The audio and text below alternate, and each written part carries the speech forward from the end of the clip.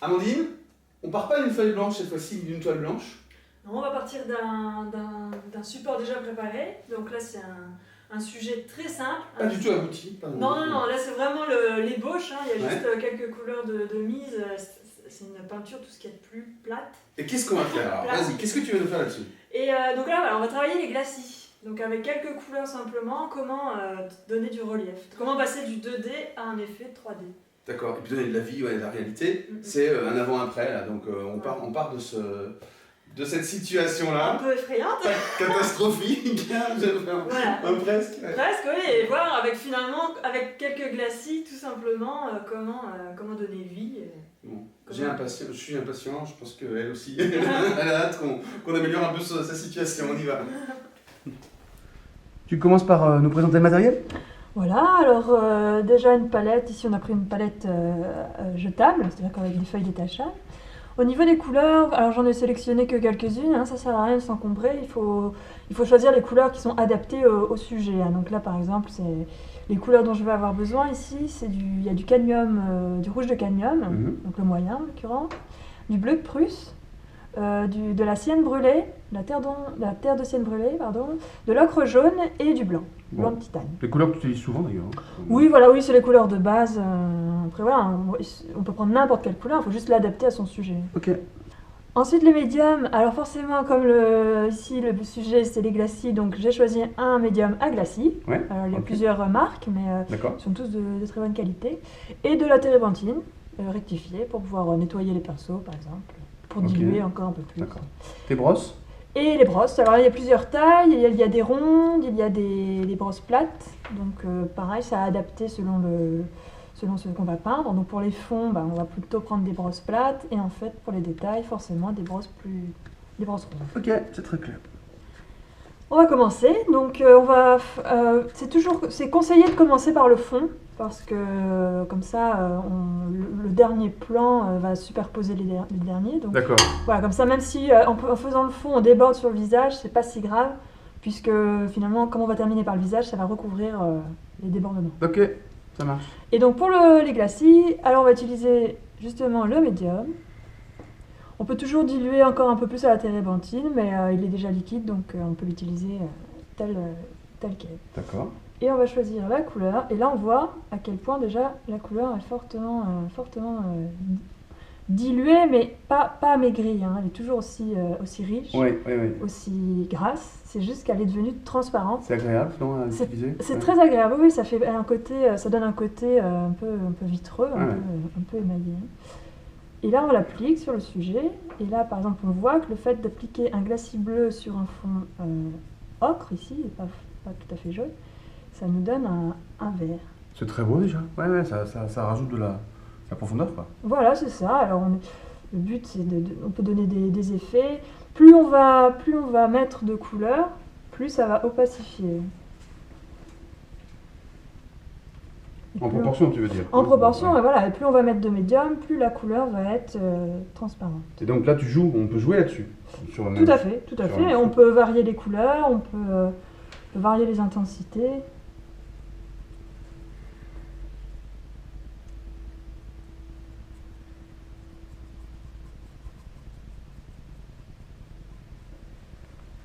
Alors que là, quand on avait le fond juste peint avec cette couche d'ocre là, avec des traits de pinceau, ça faisait mal abouti, quoi. Ah bah c'est ça, oui, ça fait une peinture qui est plate et un peu sans vie en fait. Alors que là, la superposition des différents coups de pinceau, au contraire, ça donne...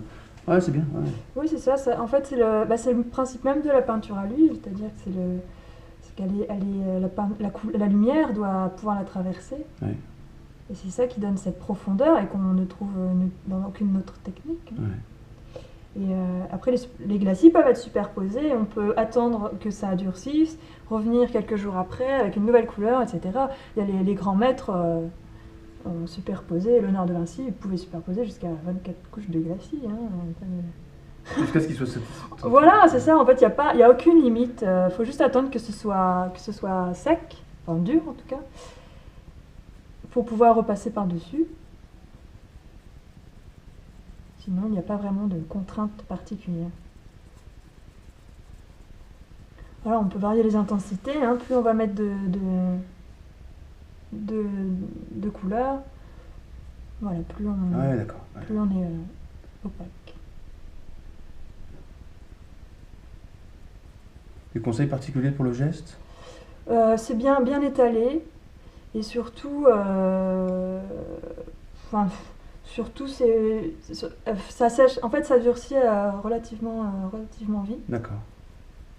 plus vite que la peinture. Il y a un cicatif qui là? sort Ouais, du tube. c'est assez cicatif, d'accord. Ouais. Mais il faut pas tracer des traits, des croisements, des grandes lignes, etc. Non, du tout. Non, Faut en aller dans fait, tous les sens, quoi. c'est comme. Non, c'est comme. On donne l'effet qu'on a envie de donner, hein. Ouais. On peut donner un côté justement très glacé, un peu comme les vieilles peintures, avec un modelé doux, et ou au contraire des grosses brosses, des grosses touches, D'accord. avec des traces de pinceau. Non, en fait, le principe même du glacis, c'est juste peindre en transparence. Après, il n'y a pas Ouais, vraiment d'accord. de règles à respecter, si ce n'est cette fameuse transparence. Et la superposition voilà, plusieurs fois le même. Voilà, la C'est transparence, pas la superposition. Ouais. Du coup, c'est le principe de la superposition des verres colorés. C'est comme les vitraux, si on superposait différents Ok. verres. Et ce qui fait que la lumière passe à travers. C'est ça qui donne cette profondeur-là. C'est que la lumière va traverser les couches les unes après les autres. Ah, ok. On va continuer. Alors le fond, on va considérer qu'il est terminé. Après, on peut toujours revenir par-dessus. On peut toujours continuer. Maintenant, on va passer au visage. Alors pour ça, on a le choix des pinceaux. On peut prendre une grosse brosse pour justement donner les grandes lignes. Et puis revenir ensuite par-dessus par la suite avec un pinceau plus fin. Alors ici, on va donner juste une ombre. Alors pour ça, on va prendre la terre de cyane brûlée avec un peu d'ocre jaune. Voilà, on va rendre tout transparent.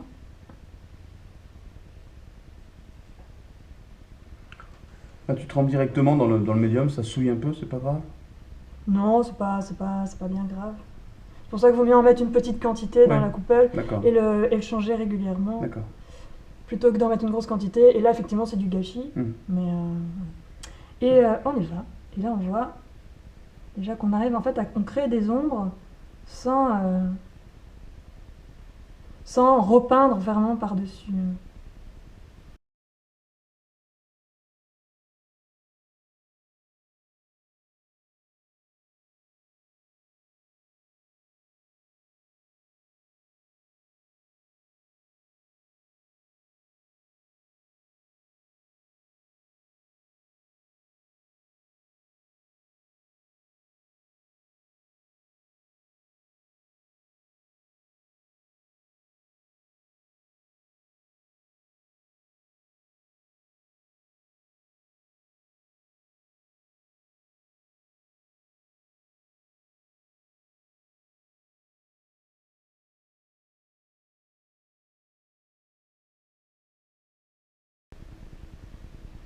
Mais attention quand même de garder la transparence, hein. Après, si on met une couleur vraiment, si on met de la couleur brute, on n'est plus dans le glacis Ouais, après. ouais. Donc là, par exemple, je vais prendre un pinceau un peu plus petit. Oui, on arrive aux limites là. Hein. Ouais.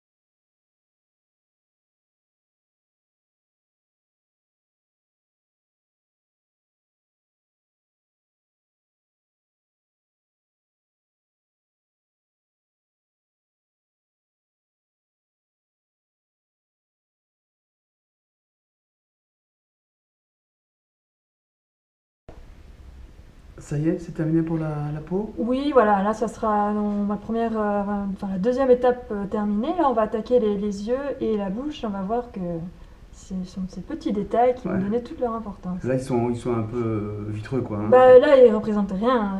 Enfin il n'y a aucune profondeur, il n'y a aucune âme. Bon. Je Voilà. préfère que tu le dises, c'est bien. C'est toi Ouais. qui décides. On y va? On y va. Ok.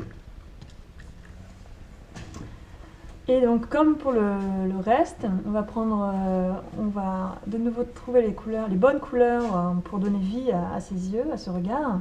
On va utiliser pour ça un pinceau rond ou alors une toute petite brosse plate, sinon un pinceau rond fait très bien l'affaire. On va commencer par le blanc des yeux. Alors il faut savoir que dans les yeux, le blanc n'est jamais vraiment blanc. Donc on va lui donner une teinte. On va alors du coup utiliser du blanc qu'on va en fait on va légèrement le teinter de la couleur De la de la carnation, chair, d'accord. voilà. Ok. Tu casses le blanc, quoi. un peu. Voilà, il faut le casser. Ouais, ouais.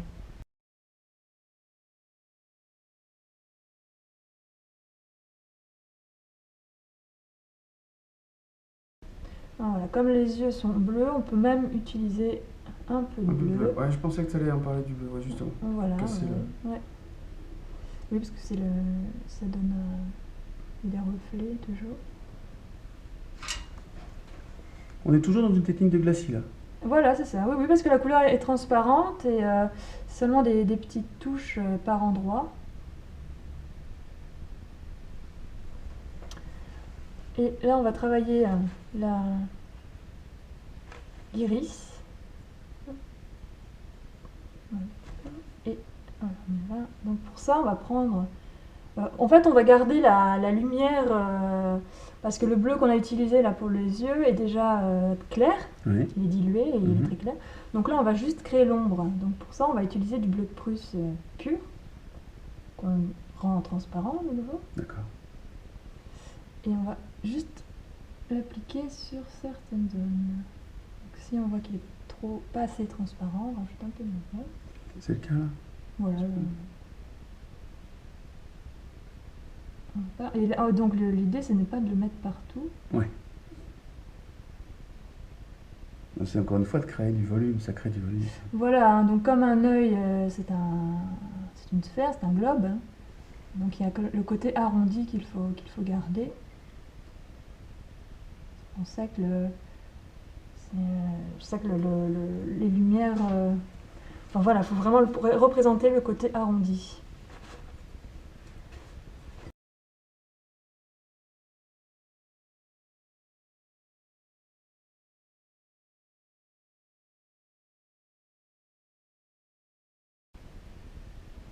Le regard est en train d'apparaître, là. Voilà, bon, on l'aura bien compris, l'idée n'est pas de faire un visage réaliste, mais en tout cas un portrait qui tient la route, c'est-à-dire avec un regard, avec une âme et un relief. Et forcément, c'est adaptable à tous les sujets.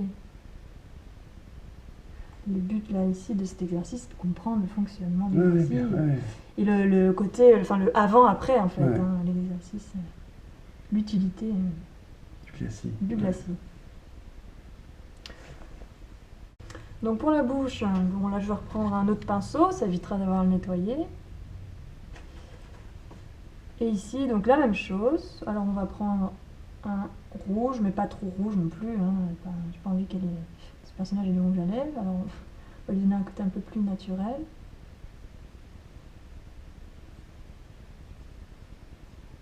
Voilà. Et là de nouveau, on va pas l'appliquer partout. Non. Juste sur les ombres. Ouais, faut penser aux ombres, penser au volume et sous les volumes les ombres, c'est ça? Voilà, en fait c'est un travail d'anticipation, c'est-à-dire que dès le départ, dès qu'on commence à appliquer ces premières couleurs, il faut déjà penser au glacis qu'on va mettre par la suite. C'est un travail d'anticipation, c'est un exercice, c'est une histoire d'habitude. Hein. Plus on s'entraîne, mieux on y arrive. Parce que là, t'as pas de modèle, par exemple. Non, là j'ai pas de modèle. J'ai pas de modèle, après bon là c'est un exercice, mais le mieux voilà, c'est d'avoir, pour commencer, d'avoir un modèle ou alors de le faire par imagination, mais dans ce cas il faut savoir où se placent les ombres.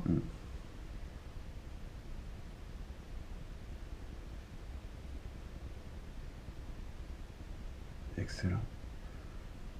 On voit la bouche arriver, ça y est.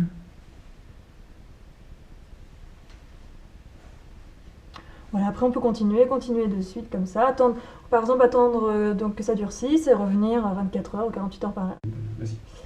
Alors en général, le glacis, c'est toujours pour ombrer, c'est toujours voilà, pour foncer une couleur, pour donner une ombre. Oui, oui, oui. Mais ça peut arriver qu'on puisse éclaircir pour rehausser justement une teinte. D'accord, donc tu peux, Voilà, par exemple. transparence, redonner de la lumière en fait. Oui, c'est ça. Par exemple, là pour la lèvre, Ouais. je vais utiliser plus de lumière, donc du blanc quand même coloré, pas du blanc pur. Et voilà, juste pour rehausser certaines.